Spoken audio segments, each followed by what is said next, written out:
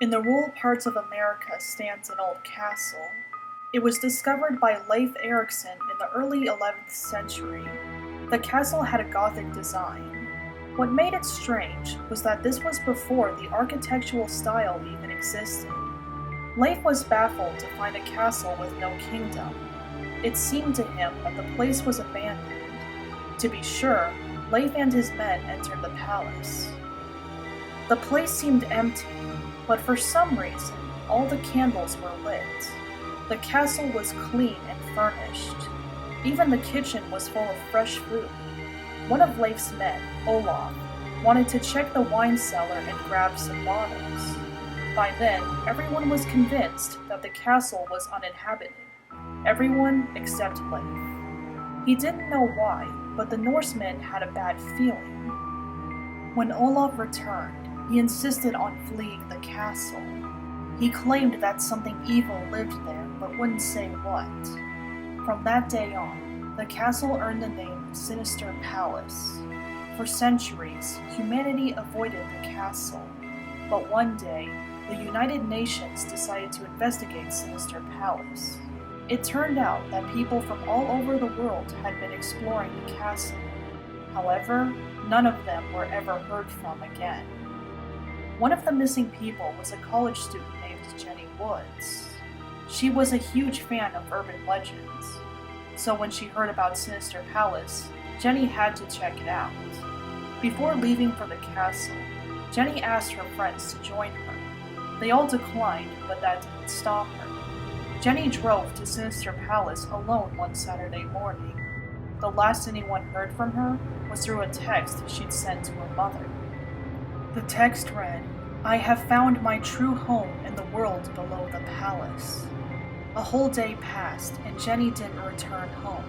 Her parents tried to contact her many times, but their calls and texts couldn't reach Jenny's phone for some reason. It was as if the phone was either turned off or destroyed. The authorities went to look for Jenny the following day. The first place they looked was Sinister Palace. Jenny's car was still parked in front of the castle.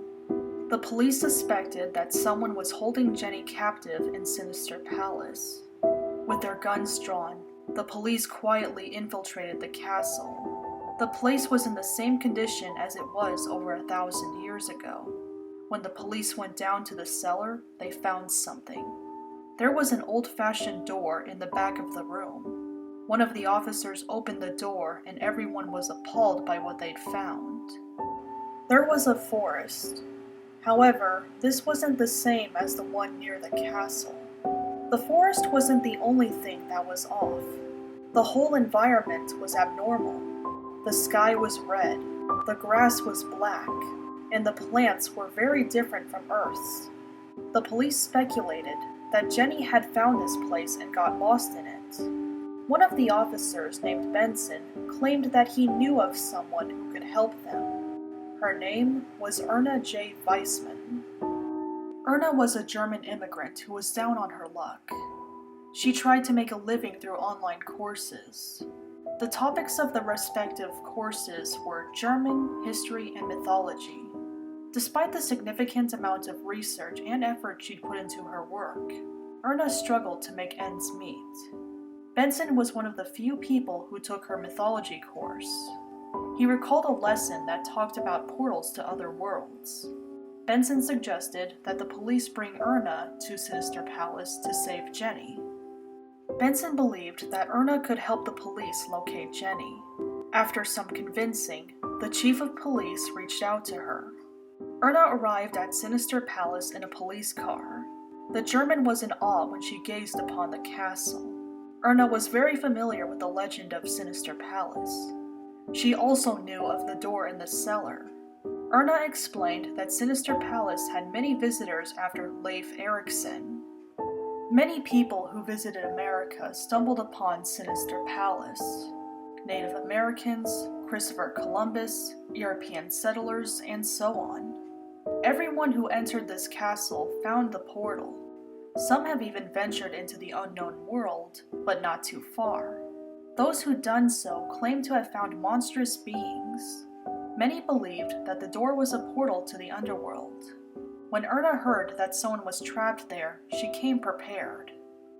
Erna brought her handgun, a hammer, and 2 duffel bags full of wooden stakes. Erna and some officers would go into the portal to look for Jenny. The wooden stakes would be used as markers to prevent the search party from getting lost.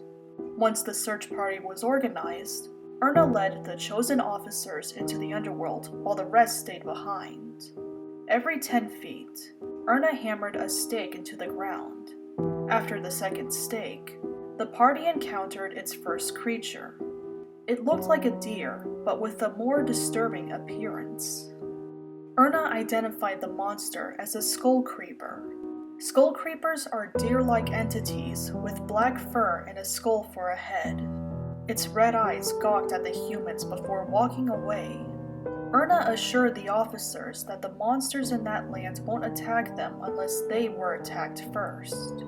However, this only applied to animal-based monsters. One of the officers asked Erna if she knew exactly where they were. She explained that there's only one place in the underworld with vegetation like the kind the party was surrounded with. According to Erna, the forest was in a place called Genositco. The only potentially dangerous entities that lived there were the Nerovamps. Nerovamps are a species of female daywalker vampires. Not much is known about them apart from a few things. For example, each Nerovamp has a unique set of powers. They also don't turn just by being bitten on the neck like regular vampires. However, it's unknown how one becomes a Nerovamp. Erna admitted that she brought her own gun because the bullets were blessed by a priest. Unlike the officers' bullets, Erna's could actually kill a Nerovamp. The officers' bullets could cause some pain, thus distracting the entities, but that's all. Erna had used the last stake of her first duffel bag when she and her party found something. There was a temple made of obsidian with a glass dome roof. Erna warned the others that there was dark energy coming from the temple. Thinking that Jenny could be in the temple, the whole party drew their weapons. The officers followed Erna as she approached the large wooden doors. She grabbed the handles and slowly opened them. Lit braziers hung from the columns inside the temple. The wall in the back of the room had a purple banner and a symbol that looked like 2 overlapping pentacles. In the center of the temple was a well-like pool full of glowing liquid. The substance was lavender in color and smelled like eucalyptus. The police saw what was in the pool and asked what it was. Erna said that it may be a potion of some kind and advised everyone not to touch it. The main room had 3 corridors. The search party was divided into groups of 4. The groups called out to Jenny as they ventured down their respective paths. Erna's group found itself in a library. The German examined one of the shelves and concluded that all the books were about mystical topics, like spells and monsters. As Erna and her group investigated the library, a soft voice grabbed their attention. A young woman called out to the temple's visitors, asking for help. Thinking that it was Jenny, everyone ran out to the halls. But as they did so, all the candles suddenly went out. In the darkness, something attacked the party. One officer fired his gun straight ahead. In the brief flash of the gun's light, everyone caught a glimpse of what was happening. Women with gray skin attacked the search party. Everyone struggled in the darkness, trying to fight off their attackers. The officers screamed in pain as they felt something pierce their skin. It was during the chaos that Benson saw something. A light purple glow was emitting not too far from him. Benson recognized it as the pool near the main entrance. He fired at his assailant before pushing it off of him. Benson then booked it to the front doors, which were still open. Benson ran out of the temple and along Erna's path. He kept running until he returned to the cellar. Benson passed out from exhaustion before anyone could ask what happened. When Benson woke up, he found himself in a hospital bed. The doctor explained that an officer called an ambulance after Benson blacked out. The doctor said that Benson was in good health. He then asked about the puncture wounds on Benson's shoulder. The doctor showed Benson the wounds. Benson's heart raced as he remembered what had happened. He told the doctor about Sinister Palace and everything that had happened. As Benson told his story, a horrible realization dawned on him. He asked the doctor if anyone from his search party survived. The doctor shook his head.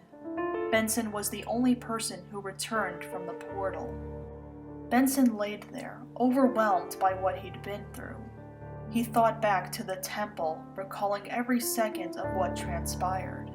Benson felt guilty for leaving his party behind. But what really got to him was that he dragged Erna into that mess. That was the moment Benson decided to make everything right. He didn't know if anyone from the search party was still alive, but Benson vowed to go back to Sinister Palace and save everyone.